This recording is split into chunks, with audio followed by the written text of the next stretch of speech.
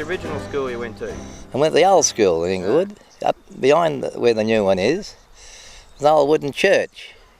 All old wood boards and tin roof on it, if I remember rightly. And they pulled that down. We were there while they were building the new one. Yeah. Then I went in the new school then. About 1926 or something was built, wasn't it? Well, I reckon it would be, yeah. Something like that. And what year did you go to? You would have left when you were about 14? I left when I was about 14, I reckon. That'd be, what, 1930 it'd be? Yeah, Far Lap's time we were going to school. Yeah. I heard Far Lap's run the race on the wireless, first wireless in Inglewood. The first time they broadcast the Melbourne Cup, back at about 1930. And where was that, at home? Up at Nixon's motor shop. So everyone went up there to listen to it today? All my kids come home from school, a whole lot of it. Right. That's where we heard the race. Right. So they were the only people in town that had a That's radio? the first one to come in Inglewood. Nixon's had it. Songbird Carlson, like might have been. That name. That's a brand. A brand, yeah. And they would have been pretty expensive, I suppose, were they? Oh, well, marvellous thing to us, like this loudspeaker after cat whiskers, we had the little earphones, you know, like you got on. The old cat whisker, they call that. That's by looking for the crystal. Well, the first job, in a way, it'd be... Well, I went down there and we built Billy Brennan's house. Oh, yeah. Dad got me a job, he's in the pub, and he said he wanted a young lad that was an apprentice bricklayer. And that was me. And when I found out he was a plonk fiend, when I went around to give him the work, he laid on his back with a bottle of flagon, not flagons then time, was them quart bottles of wine, and we got him going to finish, and I dug all the channels all around that house down there, Billy Brenner's, that nice home down there, like put the concrete, the bricks on it, dug all that. I could dig a shaft just when I was a kid. Right. I could dig all these mines around here. Right. I was a good worker. And then he decided to learn me how to lay bricks. Well, he showed me how to do the bricks, and when I went to get him, he said, oh, you can go and lay a couple more. So I went and laid some more bricks for him, string line, it's all straight going. I'd make a good job of it too. Oh, I was interested in that job. Right. And then when it come to chimneys, well, I had to go up and do all the chimney work, and he couldn't get off the ground. Too much wine in him. that job. Then I got a job down at the pub, Groom, then milking 2 cows, and down at Bob Curdane's at the Empire State Hotel, and that was a good job, 10 bob a week in me tucker. And then from then on, what happened then? Oh, then I got a job on the sanitary cart, next door Bowman's there, doing all Inglewood and Bridgewater, 2 horses and a wagon, about 30 pans. That was a good clean job. And then How old were you when you were doing that? Oh, I'd be 16, I suppose. No. And then, They would have been pretty heavy, those shit cart things, wouldn't they? oh yeah, when you fill them right up. We used to dump them, you know, fill them right up. And then we went over to Elmore. And then... With the Bowmans? Bowmans, yeah. And then, doing the same job. Yeah, and then we went to Seymour. Then we got the contract to Seymour camp. Seymour had militia camp over there, and we done all the towns, about 700 pans there. Be a pretty big job, wouldn't it? Well, big job, and then while we were there, war broke out. Of course, Parker Panel got built. They had no pads, with 1,600 pans a day. Right. We had 6 trucks. The Where'd you take it all? Huh? Where'd you take all the... Oh, we took it all the out to effluent? we took it out to a depot. Yeah, the funny part of this was near the race course at Seymour. That was a depot. We filled the depot up in about a fortnight. And then we had trial wool to do in the Gambie Road, and it was nearly all urinal. Right. Everybody peed in the pan, you know. Proper turn that clean place, the army, you know. Nobody peeing on the ground or anything. And then I took it up in the truck while Billy drove it, and chuck all the pans out on the road, the water. Just chuck them out like a bucket, you know, get rid of this urinal, because it'll be getting flooded out. There's nowhere to put it. It's like down getting the river, you know. 1,600 a day. And it's all Victoria bitter and all that, you know, frothing up, you know, I could damn near drink it. And then that's why I joined the army. Oh, you got sick of that, so you thought you might as well join Yeah, the well, army. they were kicking the football there one morning, and I got over and kicked it about 90 yards, this ball, after lobbing in the pan. The lob in the pan, I got it out.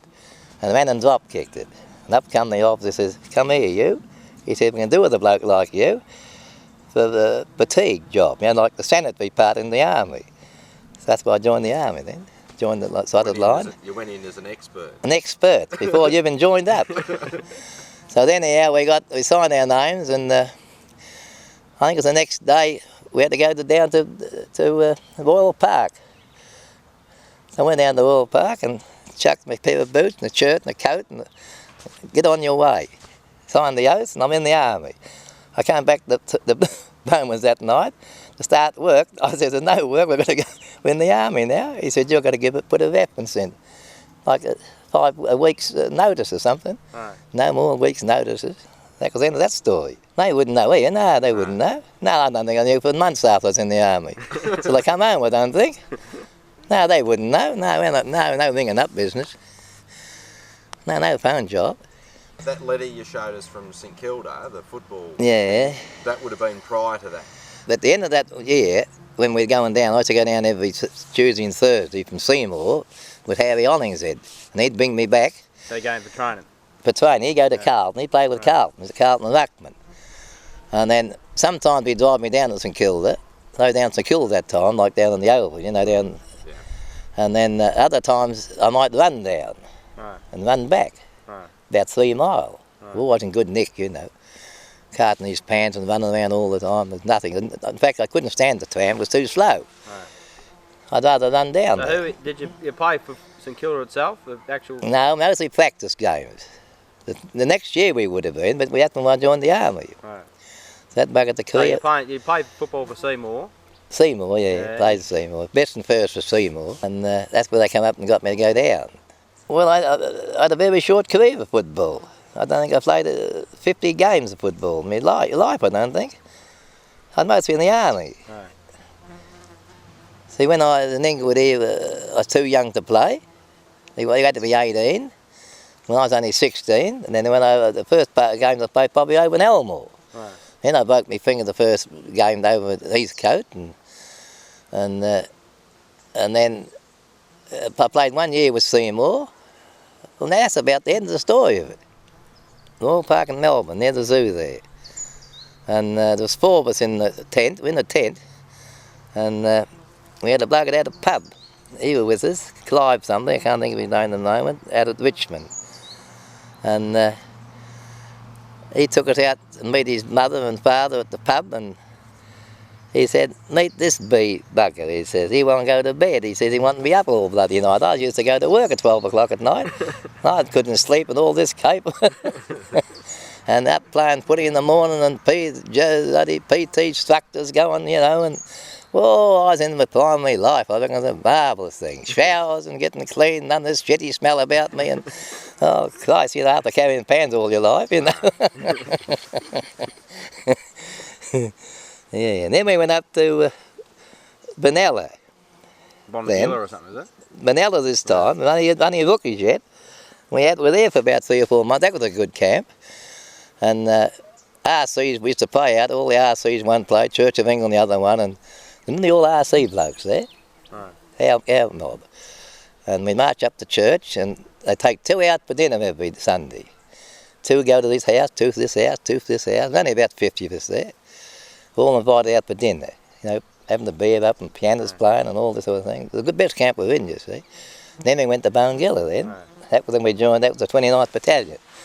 We were a battalion then. So they put you in sort of the field regiment, don't they, to start with? More or less, yeah. It's a brigade, you see. 26th Brigade. Well, they were finished up with the 29th Battalion, the 22nd Battalion, 2nd 30th Battalion, 2nd 18th, they were all brigades then. Then you got into the division, then 8th Division, you know. Then we went to Bathurst after that. Yeah, I remember Mum saying you'd been to Bathurst. Bathurst the next one. That was went there over to Blaney. There, wasn't it? Yeah, down Blaney's the coldest place in New South Wales, I think. The bottom of the Blue Mountains, you know. And that was a coal camp there, from Bungilla to there, you know. I went into Bathurst a few times on leave. But we're busy with bivouacking, and I enjoyed the army because it was that sort of thing I liked, you know. Walking and... They trained you pretty hard, wouldn't they? Yeah, it didn't matter. The more they trained, the better I got, you know. Jumping over the moon.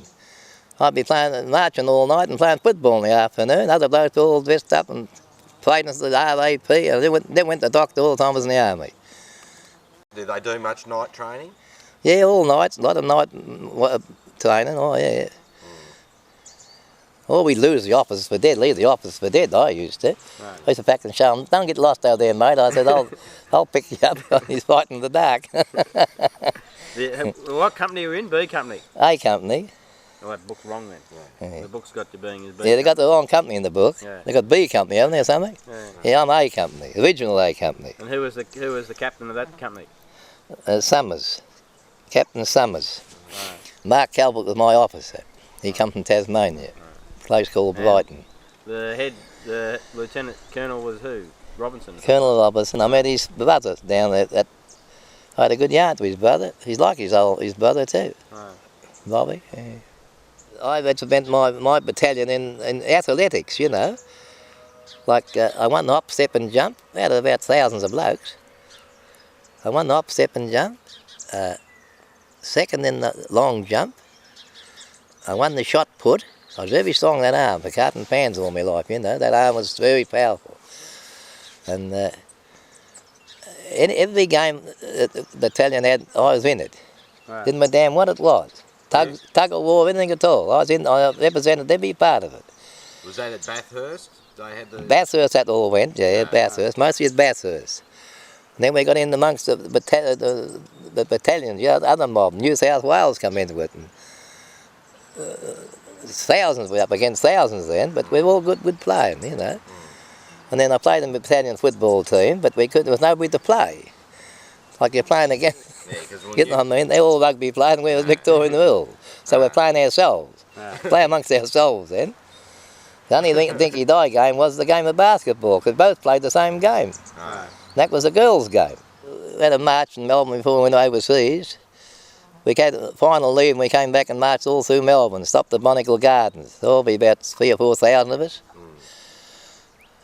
Was that do you remember that day well? Oh, hell yeah, yeah. Was that the day, so the 8th Division, basically all those troops, was it? At that stage? And that was all 29th Battalion. Right. I did the 29th Battalion, Victorian unit. Was that saluting and all that sort of caper? No, we only more or less more or less just a march. I marched in threes, I think we did. I'll go for half an hour more, you know. Something like Anzac Day. Okay. Similar thing to Anzac Day it was, yeah. We come from Bathurst right down to Port Melbourne and got on the Marnix, a Dutch ship. Oh, yeah. Marnix and Joanne. The Joanne was the other one and we won the Marnix. About all, I suppose we'd have. I never seen a ship in my life till we got down there. When we cut the wharf, I was looking up with this bloody ship up here, you know. What in the bloody hell, Christ, the nice like Inglewood Town Hall, worse than this. And when they got on, it was getting us only about as high as your motor car when we finished with it. After all these tanks and carriage went on it and the troops and thousands went on Did it it. make you sick when you went on it? Were you seasick? No, never had no time to get seasick. Too much looking around, you know. Right. Engine rooms and all this and other blokes were spewing and oh Christ. Did that go via Perth?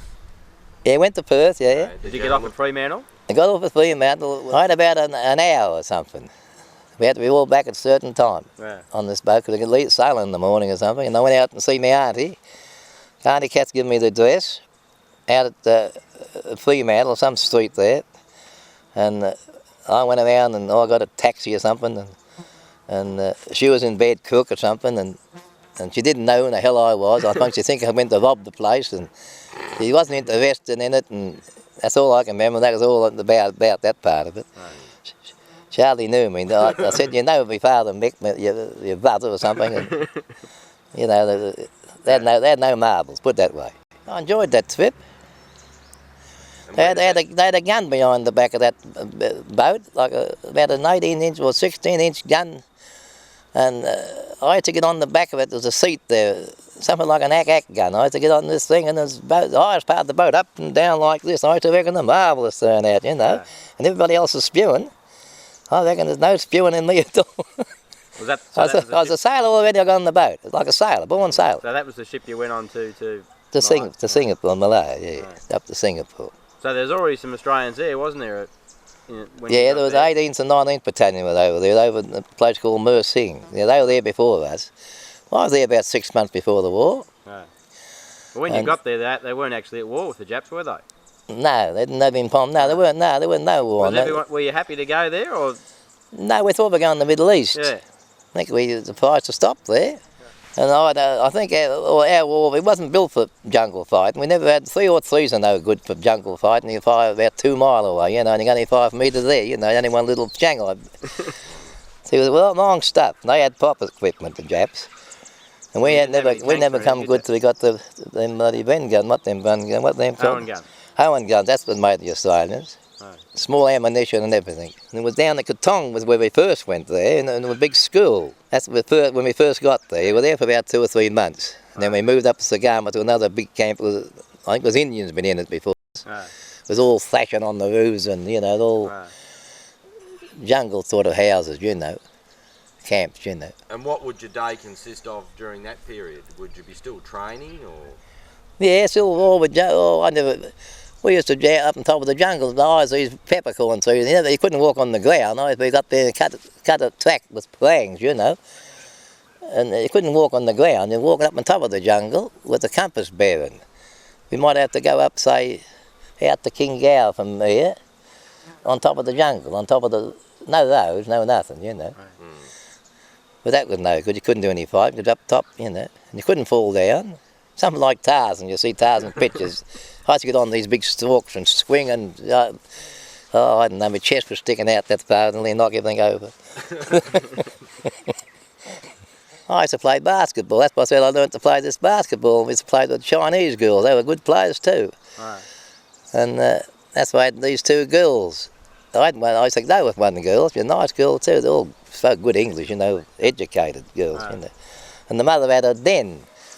She had a gambling den, opium and all them sort of things, you know. Right. And they had all film stars around the rooms, and Gary Cooper and Tom Mix and all the film stars stopped there at Singapore. We used to go to this bloody gambling place. That's Right. You had all their photos there. What was that famous street in Singapore? Oh, that was the Lavender Street. Lavender Street, Lavender Street, you know. Was that where that place was? Was it in Lavender Street? No, we weren't in there. That was a Brussels Street, you Yeah. know. Ah, you probably We killed don't know what happened to them. I often thought after, and even now, different days, I wonder what happened to them girls, you know. Went through my mind where they cut their heads off. I don't know if they cut their heads off. They might have used them as bottles or something. God knows what they'd do with them, you know. There's them sort of girls, you know. Ah, Very dressy girls, you know. Very nice looking chows, you know. ah. A bit of evasion in them. When you get that evasion in it swings out a bit, you know. Yeah. But the old woman was very chow, you know. Was That's- was the mother nice to you? Oh, yes, but you couldn't speak English. Ah, No, the girls all, yeah, concentrate. No. I didn't see the old man around anywhere. ah.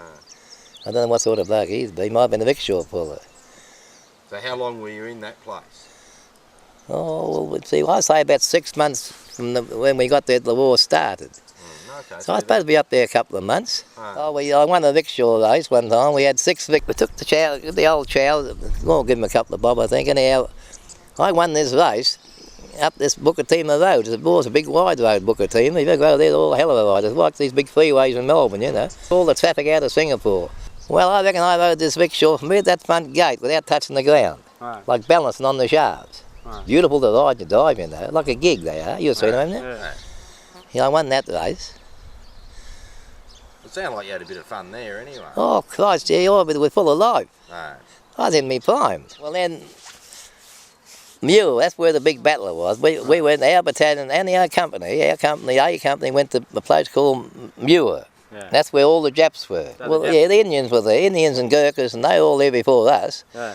Way up where they landed at Kota Baru, that might have been. Yeah. One of them places. And we were supposed to meet them halfway down, you know, down on this. Well, they were coming down the road in thousands, but half of them were chows, and it's over the chows in front all the time. The chows in the villages, and they weren't even in the war, you know. There was that many people, you don't know who was coming down and who wasn't coming down. Right. Besides the Jap, the Jap filtered through the jungle. Right. They kept filtering, getting behind you all the time, you know. Right. It was about And- 12,000 of them, wasn't it? The Japs Oh, well, themselves. the Japs? Right. Oh, it might have been 100,000 of them. You Right. wouldn't know how many was Right. there, you know. You didn't know. And then filter through Singapore all the time was going on, you know. And we didn't know chows from Japanese anyhow. Very much alike, you know. Right. And a lot of them had no guns and all this. But just to stop you. Now, half the time I often thought that the Japs half of them malignant blokes, you know, the front line. Pushed him in front all the time, you know. Metabugger, they lost 500,000 of them. So they've got their own soldiers all the time, which we couldn't afford that.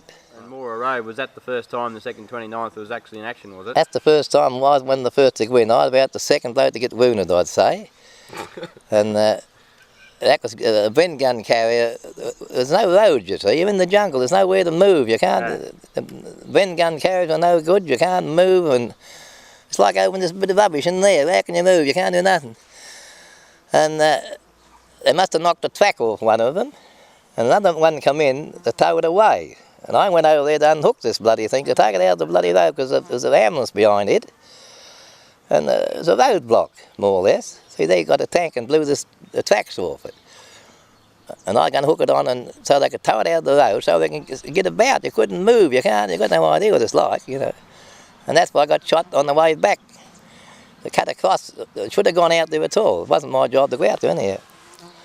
I went over there and hooked it so they could take it away, you know. And they hit me in the leg there with machine guns. But they had all this equipment on me and 2 hand grenades and a bandolier of bullets and how I didn't hit them hand grenades and never hit me in the guts or anywhere. Your back got shot off or something, didn't it? Did your back get shot off your back? Bloody never all cut up. You can see all frayed out, you know, all the bullets were skidding through it. And never only hit a old child in the back of the neck or something, mate, with me. Right. But only hit me in the leg there. And then stiffened it because they cut all the muscles. And I got over and the Padway was there. They just started to go into action then. Right. See, the first one, I was lucky to get away, I was. That's the only thing that saved my life, of course. Right. Now, was that what was the Padway's name? Padway McNeil. And then, lucky, an ambulance pulled up with a Gurkha and 2 Panjabs. Right. See, they were poor of us, they're bringing them back, you see. After all this roadblock, you got to get the ambulance through this. Anyhow, there's room for me in the bottom. 2 on top, the Panjab, the little Gurkhas alongside, the 2 Panjabs up on top, and I'm on this other corner, there's 4 all together. And away we went up to this dressing station. And when I'm in this, the bloody blood's dropping off this Panjab on top of me, coming down all over the top of me, you know. And he must be shot in the bloody neck or the back somewhere, and it's half dead, I think he was.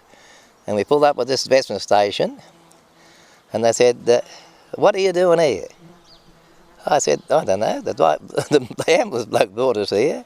He said, you're going to go to your own battalion. I said, there's a war on. What war? I said, there's bloody down in Mew. I said, everybody's getting cut up down there. You're worrying about what bloody... Oh, I was wild with that bugger. I thought it was a terrible bloody thing, you know. And any time I said, Florence Nightingale's not here, sure as the Christ. I said, fancy getting to the mouth going to get this leg stitched up or whatever's wrong with it. Could you, were you able to walk? Like, did you? Well, I was stiff-legged around, like walking around half stiff, and I sewed it up from this place after a while. But they said, you're going to go to your own battalion. Well, I said, for all the training we've done, nobody ever told us where we're supposed to go if we got shot.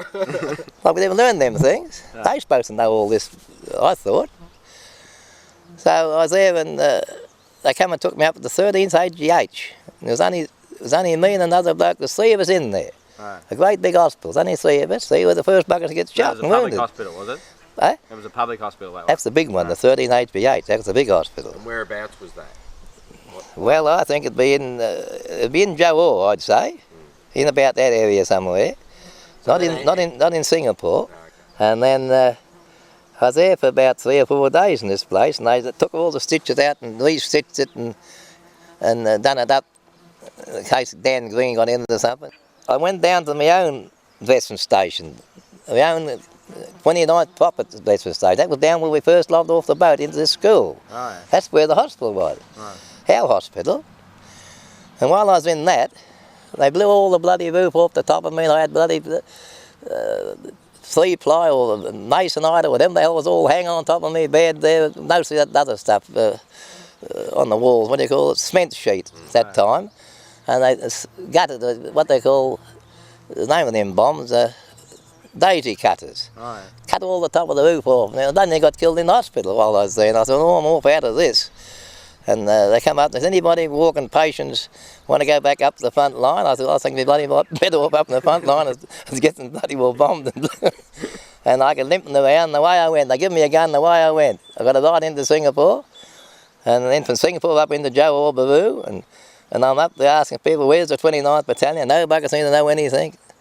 And at last I found them. I could hear some guns going off and dive bombing and aeroplanes, because they had all aeroplanes. They was telling me where they go. They was spraying them all with the aircraft, you know.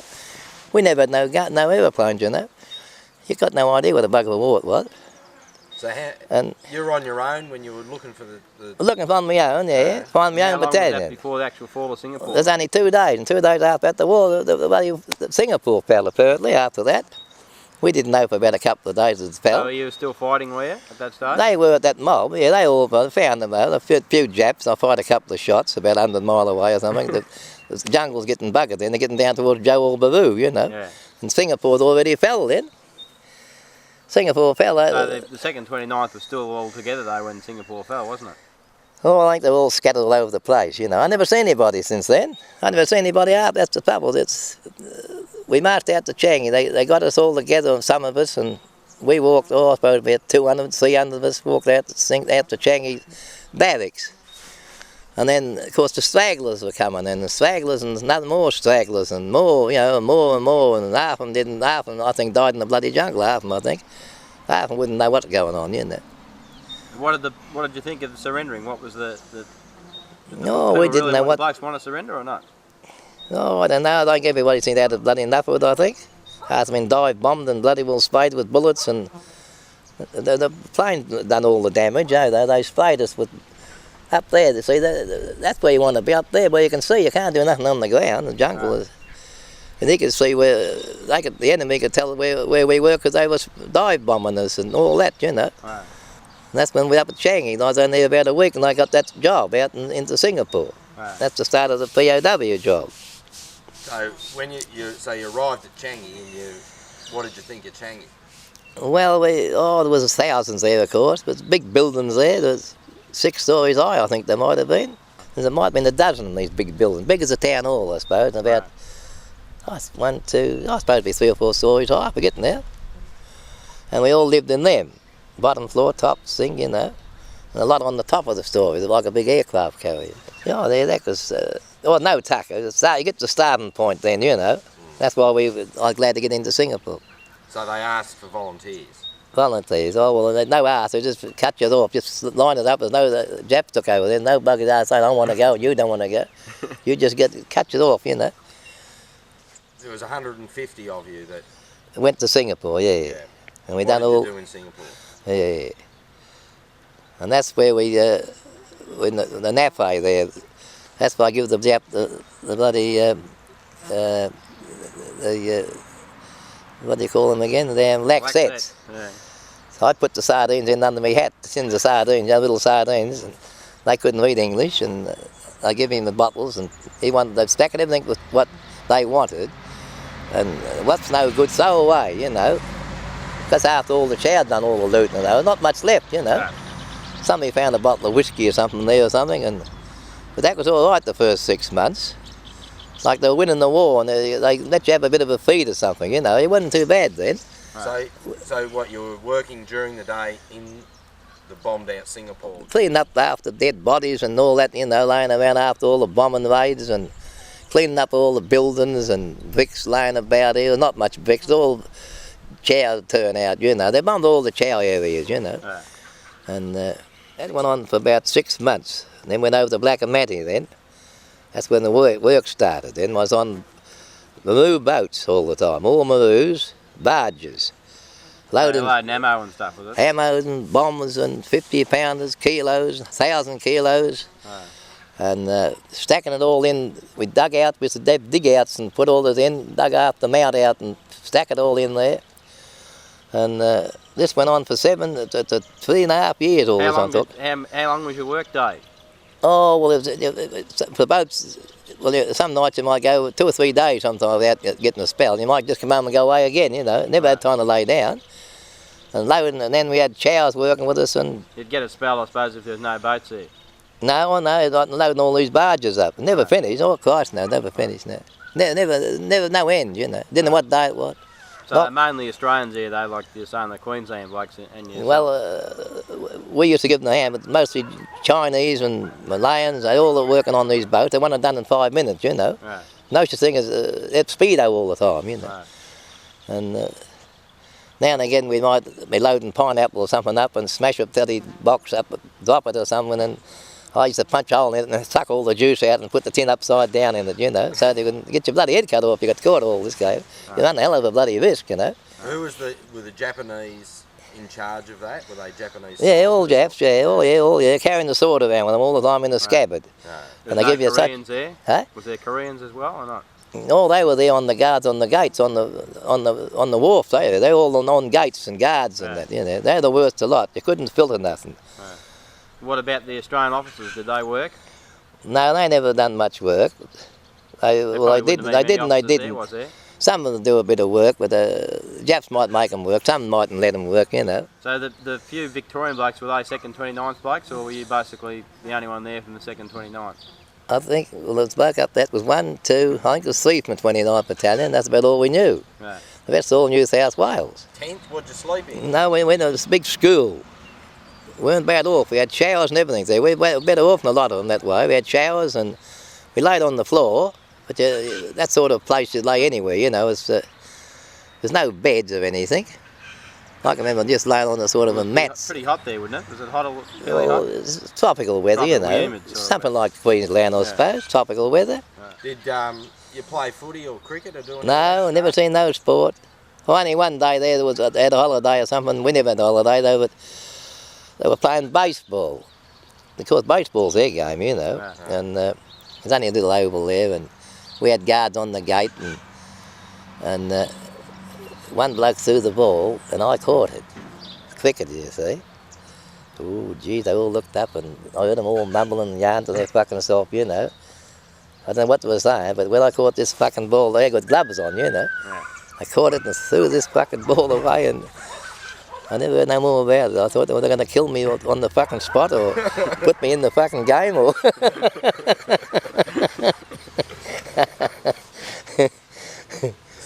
Yeah. So, did you learn much Japanese? Like speaking? Oh, if you're working with him, you sort of know. But I was a bit ignorant. I didn't know much. I wasn't interested, you know. No. And just putting things upside down and stacking bullets the wrong way up. You didn't know which is which, you know. There's nothing to tell you which way to go up. No.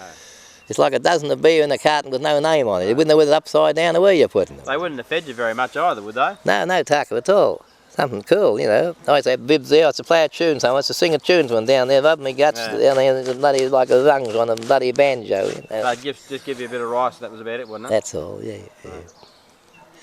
No. So, did you ever see any Red Cross parcels? No, I never got any of them things, no. Changi got some, they tell me. We never got anything. No. I think the Japs had taken them all to come down the there. Japs had warehouses full of them. All the Japs had all them things that come around, you know. No. And did you have, you had malaria, didn't you? Oh, I used to get every fortnight. And only one Ativan. Only had one Ativan or quinine, you know. They wouldn't give you any of that, would they? They were rationed down. Right. And we had an interpreter with us. And he must have managed to get some in Singapore somewhere. They'd done none of that around. And they'd have this little Japs, 2 or 3 to come along and take. We used to go out in 30s, always 30 Right. in the working party. He count us going out, count us coming in, count us again. Then he counted, he's one short. You haven't counted yourself yet. And he tell him, you're in it. Yeah, that's right. And he started again, and he couldn't count 30. He used to count himself, you know. It's when you get to 29 sometimes, they have to count himself. He's 30. Made it 30 all the time. Was there any of the Japanese that were okay, like you didn't mind, or? Well, some had a bit of brains, you know. The rest were just, I don't know, barbaric, you know. But they used to belt their own mob around. Yeah. I've seen their own mob. After Christ, I was glad we were in our own army because on parade, I've seen them on parade and see about a dozen flat out that belt them over the bloody head and, oh, Christ, you got no outline to cool their mob. Right. When you come to think our army was soft, you know. Did they pay you to work, did they? Yeah, we got money, Right. but we You had nothing to spend it on. Nothing, no good. We used to have a game of cards sometimes and make out we're making money and rolls of money, and Stupid looking. So they gave you money, but you had nothing to spend. Nothing to spend it on, no. Nothing there, no. And another thing, you didn't know your next door, you didn't ask your mate what his name was. You never asked, like, what's your name, Jack? No, you didn't ask. All you wanted back to get a feed, you know. Right. You'd be hungry all the time, wouldn't you? All the time you're hungry. Yeah. Never thought about women or nothing. Hungry, starving for tucker. Oh, God. We're just talking about down that turnout I went to the other night. He said, do you know what? We said, I was on the Burma Road. He said, no, I don't know. One bloke I was working with. He said, it's a cool thing. He said, I can't tell anybody his name. Was it Jack, Bill, Tom, Dick? And I thought to myself, well, I don't know anybody either. Right. No name. Never asked him what their name was. And he worked with him for 3 years. Right. So you only known the blokes were from your unit, that's about it? Only the bloke we knew Yeah. before the war, yeah, that's all. Right. That's all. And otherwise, he wouldn't know what he didn't ask him. Right. And why do you think that was? Well, I think it was because you're starved and you don't worry about nothing. You're not about, you can only get a feed, Look after you know. yourself sort of thing. Oh, God, something cool. Yeah, oh, well, no, we're pretty healthy that way. We're a bit lucky, you see. Well, it's only the malaria that buggered us up. We only lost about a dozen and more blokes there. A couple committed suicide, and then you had some of them the night time keep you awake screaming like nightmares, and they were bugger would turn out in the way, you know. Your mate was screaming all night and you couldn't stop him, like he didn't know, hysterical. Right. And keep everybody awake, you know. Oh, God, it'd be a terrible noise, you know. Did the Japs kill anyone there when you Eh? were there? While you were there, did the Japs kill anyone? No, it didn't really kill anybody. We drowned a couple of blokes with petrol drums. There was drums and drums, you got no idea. For me, the Bridgewater, everything was on, there's no oil tankers. They used petrol drums. I put 2,000 or 3,000 drums down the whole of the boats and ships, and there's a nut screwed on them, and you'd never sink the boat. Because the drums are all full of air, you know, inside. And they can't, that's what they've done for Bellas. They took all the empty drums back and they carried everything by fuel by boats and drums. And just imagine it, you know. We'd have to have an oil tanker, the Yanks, Right. to keep the petrol up to all these bloody aeroplanes and bombers and the other things, you know, when you come to think of it. And we had all these drums stacked up, as high as you could reach, and they start rolling, you know. Once they're rolling and rolling like marbles, rolling around and knock you in the water and drown some of the blokes and got jammed up in between them, and oh, God.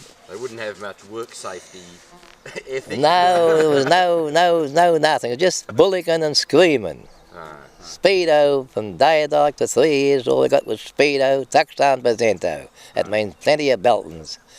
Tuxan this and Tuxan that, you know, that means plenty. Plenty of Speedo. You got to use all them words all the time. I could use Inchy, Nissan, Seago, Javoga, Javachi, count, you know. But you've got to be there with them, the little word, you know. And a lot of them didn't understand themselves, like the Scotchman and the bloody Irishman and the bloody Englishman. You get them together, they're black and they're as bad as what we are, at that point, eh? You can't understand them. Well, they're the same way. Was there many other, like, were there Poms and stuff on Blackamatty as well? No, it was probably, we had 2 houses, Australia House and English House. And we never met them blokes in the other house, only for me over that house over there. We never allowed to go to talk to them, we never talked to anybody. Could have, I mean, the thing is that you could have you got off Blackamatty, like if you bothered to try and escape, was there anywhere to go? No, there's nowhere to go, and there's no... Not unless you're a bloody good swimmer. And that's about all. And I never realised, every day I thought, oh, the bloody war will be over directly. I got that impression in my mind. I didn't seem to worry so much. Right. And another thing is, I never had no girlfriend or no wives or babies to look after. The blokes there had just got married and all this. I felt sorry for them fellas. Like that was up against them. Like they had their girlfriends home and they just got married and some had babies and never seen them, and them things are hard. That's sort of the part of the life, you know. And you see the hard side of it.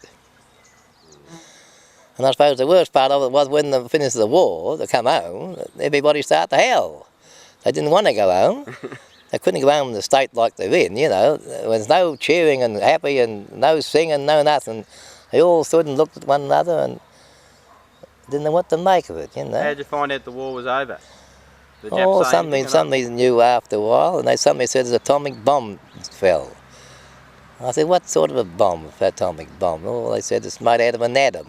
Adam's apple. I said, oh, well, I don't know. All the officers said, don't say nothing about the war's over, just carry on the way you're going Right. and let them do what they're going to do. Right. And we just went one way and they went the other. That's all it was. They just Never disappeared seen today. them, never seen any yaps since.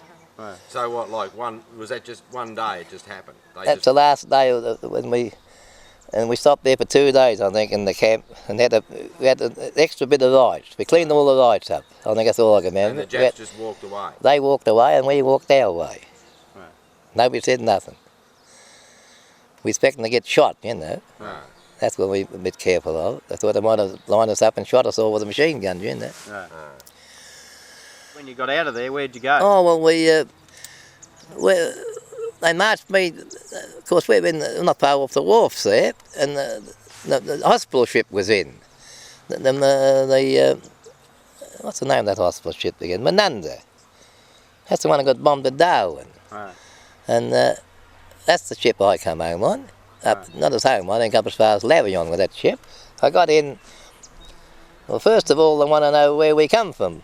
I said, I'm Victorian, so they got all the Victorians together, and the Queenslanders, and all, sort of sorting things out a bit. And they took me down as far as Lavillon. Right. And we got out there and we stopped there about a fortnight on this island. That's where the Aussies were fighting there, weren't they, or something? That's around there. And before that, though, when we got on this hospital ship, we were fumigated, and we all had crabs, and you know, and Christ knows what we did. Tinea and all that sort of stuff. All them things. We had to come through this incubator, naked, get on this boat, and shower and everything, and all this to get on this beautiful, clean boat, you know. And they give them chucked the pajamas at me and a coat and put the pajamas on, and we're on this bloody nice hospital ship. And Do you remember your first decent fee? yeah. Well, that was chocolate. That was chocolate. There was. The nurse come out and give us some chocolate, and we only eaten and nicking away at this chocolate, and then we half a glass of beer for start. This is going on, you know. And we reckon it's all right. And no work. That was the problem. No work was the best part of it. There was no this work business. God, you could walk around without doing anything. And then we had to go and get some false teeth. We had no teeth.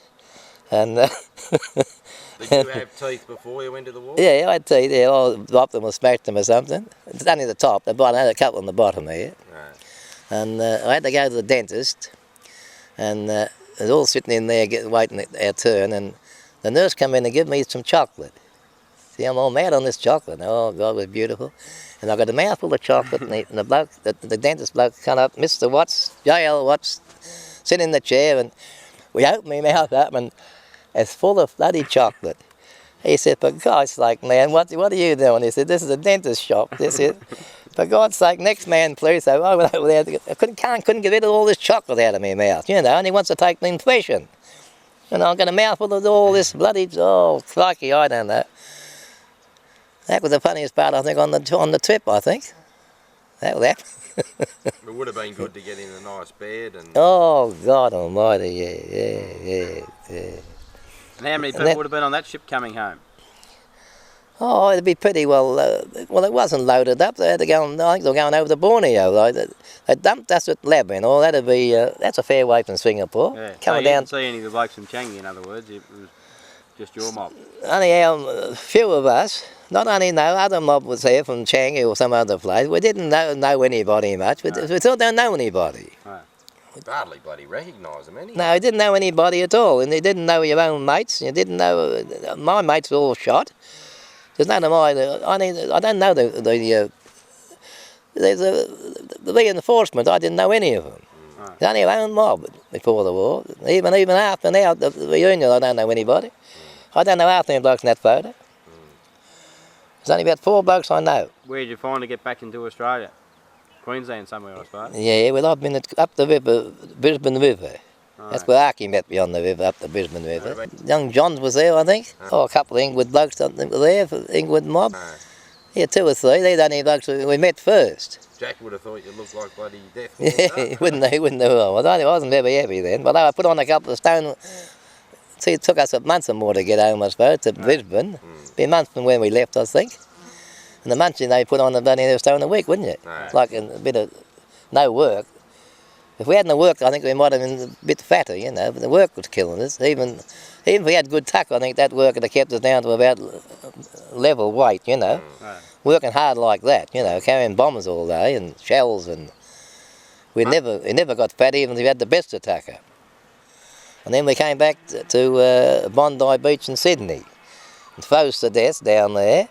I remember sitting up getting frozen on what a place from after coming out of the jungle and down to Sydney on that beach.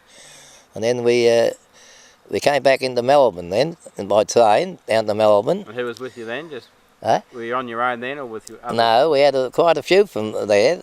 We sort of got into Sydney Harbour when we got into Bondi, and put them got together again. A few we knew. No. I knew some of them, and then when we got into Melbourne, Spencer Street, they got in these parlour coaches, ex-POWs went on it. And away we went all around Melbourne. And I thought to myself, wouldn't you think they'd take us out and let us get a drink or something instead of this? I said, don't we have a belly full of all this all this silly rot? But you got no idea what it was like. And that week, we couldn't be bothered with all this caper. Like They were just parading you. all parade, yeah, and everybody Yeah. cheering, everybody's cheering us, you know, and we wish them the hell. Yeah, after we finished this parade with all this POW on these buses, we went out to the old trotting track, the Melbourne Showgrounds. Oh, yeah. And that's where we met. Mum and Dad were there. Mum and Dad and Auntie Ellen, Uncle Ellen, my auntie, all the aunties were there. A whole lot of them met down there, you see. Right. And that's where I first met them all, from coming back. Was Nana happy to see you? Well, I suppose they were in a way, Right. but we were that tired and sick of this cable we didn't wish to Christ we were dead at this stage. Right. And you Like, had no say in it. No say at all, but we weren't full of life, you know. Instead of being happy, we were sad, apparently. Till I got home to England, I come good after a while. Like I realised we were out, you know, realised we were free, you know.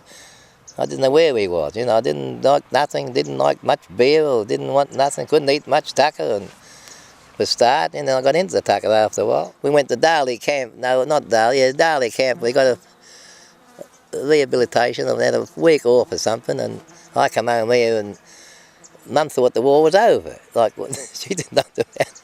Mum washed all my clothes, you know, and I'm going back to work, going back Monday morning. I didn't tell her to go back Monday. I said, I'm gosh, you can't go. The clothes all hang out in the line, and Christ knows what, and I didn't bother. And I should have gotten to see old Dr. Darby and got a what's name off it. But I know it as much as I know now the bloke was going to charge me. I told him I hadn't had no leave for 4.5 years. He'd have bloody near fell over and broke his neck, I think. He didn't know where I come from, I don't think. No. Young officer. So when you got back, they said, we're going to fine you. Well, he didn't say nothing, he just AWL, that's all he said. Didn't ask where I was or nothing. I didn't tell him. I didn't think he was going to book me or nothing. I down at Watsonia for a start. That's where I got some clothes, I think. All that. I was in Heidelberg for a while. But that's back, and it was all in between, you know. Yeah. You got to think where you were first. I think I went to Heidelberg first, I think. You would have got a fair bit of back pay, I suppose, wouldn't you, when you got home? Yeah, I left Mum some. Yeah. Not that much, about 2 and 6pence a week, I think. Right. Oh, it might be £200 or £300, I suppose. Right. Wouldn't be much. Well, when we got to Inglewood, you couldn't move the station for people, and that time they don't realise that I'm done in there. I could hardly stand up. With all this poking about in Melbourne and all these buses and this, and you got no idea what it was like. When I got into Inglewood, the bloke said, stand up and wave to the kids. I half stood up and fell back in the car. He said, wave out the school children, wave out to them. I got up and waved out to them, all right, and what he wanted me to do was jump up in the air and kick the football or something. You know. That's what I thought I should have to do. Yeah. But I couldn't do nothing. Yeah, Mum said she didn't think you were that happy about it. No, I wasn't happy about it. I think it was a terrible thing. I waited a bit longer until we all right, I think it would have been. Right. But then when we had to send off in the town hall and that, we were all quite happy. We had a couple of beers and cheerful. About 46, I think, and I got out of the army, down like rehabilitation, I think, and all that. And I come home, I think. I come They home. give you a decent suit to leave with today, some Huh? clothes to put on your back. No, we didn't. No, I come home with the ordinary, just the army and slobber, and then I had my motorbike in. I come home. I had a little matchless, and I used to go for a ride on that. That was the first start of life again, you know. Right. Go out in the bush on the motorbike. Right.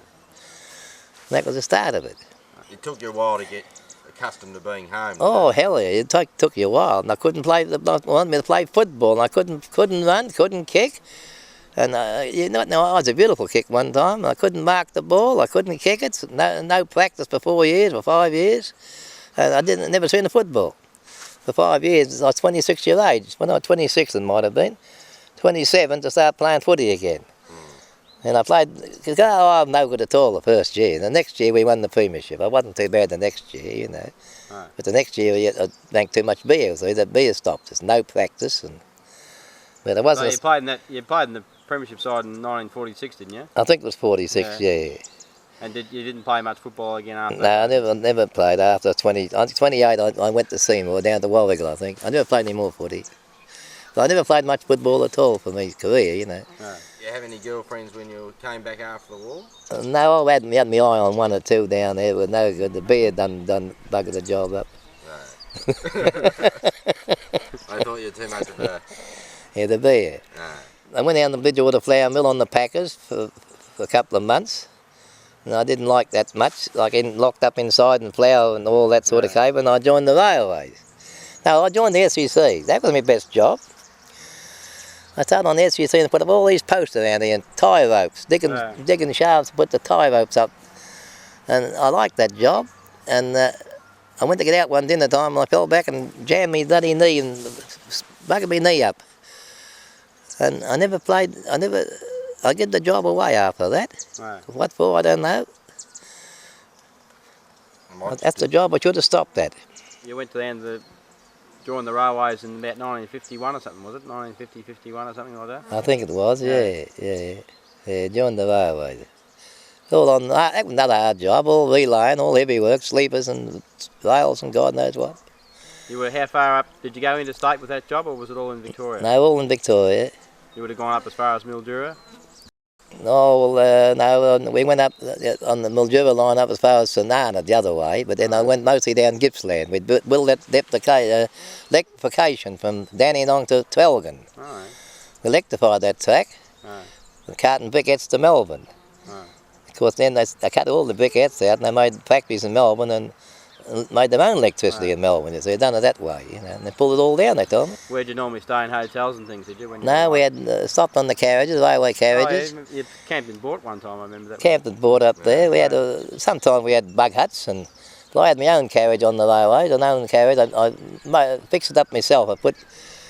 I done a good job. I put the wardrobe, shifted everything around where I wanted it. You know, open so I could open both doors up and let the wind blow through. Right. And I had a good setup. And I had a gas stove and electric blanket, and I had everything I wanted in that hut. Yet I lived in a small compartment. Did you ever, once you got back to Australia after the war, did you ever think about going back for a look? No, I never went my mind. Even there, I went down to all these blokes. Oh, we've all been back there, up to Burma Road and some other place. And Christ, I haven't been out of Inglewood. I said, I haven't. Oh, you want to go up? You should have gone up there and seen such and such as this. And I said, yes, but I said, yeah, but you're married, aren't you? He said, yeah. I said, the old woman carded you up there, that's all. I said, you only went with the old woman. That's what took you away. You wouldn't have gone at all if you were single. You wouldn't be interested. Ah. All married blokes go. Take their wives and keep families with them. No. That's how they get up them places. Ah. You had no family, no kids, no wife, no nothing. You're not really interested in seeing it? No, I wasn't interested. But I think if you had a wife, she might have said, oh, we'll go for a trip, Jim, up to Singapore, or fly over there. Well, you'd have gone with somebody. That's a stopped you. That's the way I look at it. No. You still think that you'd like to go now? Well, I like to go on, but you're too old now. You can't get around, you know. No. And I might go down to Anzac March one of these years there again. But you're getting older all the time, you know. And Do you still think about the war much now? no, Getting nightmares, sometimes you do a little bit, you know. You think about it sometimes a little bit, you know. But it doesn't worry you too much? No, I don't think it worries me, you know. No. Sometimes people ask you, but you don't know much, you see. You don't know anybody. They think you should know thousands, but you don't know anybody. No. You only know your own mates and they're all gone. Yeah. You don't know the reinforcements. No. That's the hard part of it. Do you know how many of the second 29th actually came back from the war itself? I know when we had the march down at Melbourne, When we first come back, I don't think we had any more than, about 200 or 300. Mm. And now there's only, we can't form fours. No.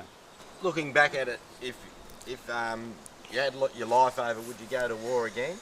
No, well, yeah, I never regretted it, I don't think. Not the situation we're in, you know. But as you asked me now, You me were in when... the wrong place at the wrong time, weren't you? Really, it was bad. Yeah, organised. bad organised, and Singapore. Well, I think it was better. You could take it off. You could take it back again. Rather, whoever held it didn't want it. Like, you could take it off the Japs. Let them have it first, and then go and take it back off them again. Right. We couldn't hold it because we had no airplanes, no ships. Right. And after the Japs had it, it was no good to them either. What was the good of Singapore to them? It was no good to them. Did you get a bit of malaria after the war? No, I never got any more. You do get effects, but I think. Like sometimes you get the cold shivers and, you know, and that could be a affection of it. But I never get none of them things, no, nothing wrong. When year did you retire? You finished on the railway. Right on 60. and I never even told them I was going. I just said, the day I was 60, I went straight down to Spencer Street and put my name in, finished the job. Right. I never got no send-off or nothing after 31 years on the job. Right. Yeah. I met that many blokes in camps and different shifts and paid them, and there's one timekeeper, we give him 6 send-offs. And every time I give him a send-off, I go to a camp and he'd be back in there timekeeping. So I give him another send-off. I bought him pencils and watches, and he's a rich man when he left the job. I enjoyed retiring. I thought it was all right. I thought, well, see, I've on, what's this, 22 years I've retired. And I thought it was all right, that. And I bought a little motorbike.